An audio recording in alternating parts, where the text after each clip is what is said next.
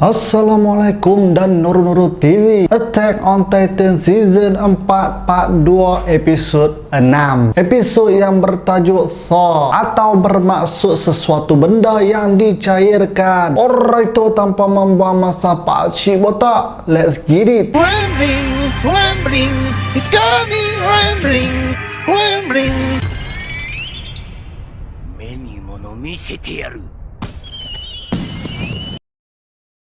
Dekat negara Marley, kita dapat lihat ayah Annie terduduk di sebuah pasar setelah mendengar Eren punya pengisytiharan. Eren sudah musnahkan seluruh wall di Paradise Island untuk menghantar semua Titan dalam wall, bukan saja nak kalahkan angkatan tentera dunia yang berkumpul di Marley, tapi dia nak bunuh semua manusia yang hidup di luar Paradise Island. Balik ke Paradise Island, Gaby diselamatkan oleh Rainer dan Gaby mahu mencari Falco. Rainer percaya yang Falco dah dicolek oleh Jan dan Connie sebab mereka tahu kepentingan yang ada pada Titan Shifter. Rainer menjadi lemah akibat ditimpa oleh batu-batu wall tanpa perisai armor Titan yang juga turut dihilangkan oleh Eren semasa Eren hancurkan semua wall. Gaby tolong rehatkan Rainer di tempat kosong dan Rainer arahkan Gaby untuk lari bersama airship Marley. Tapi Gaby cakap nak lari pun tak ada guna sebab keluarga mereka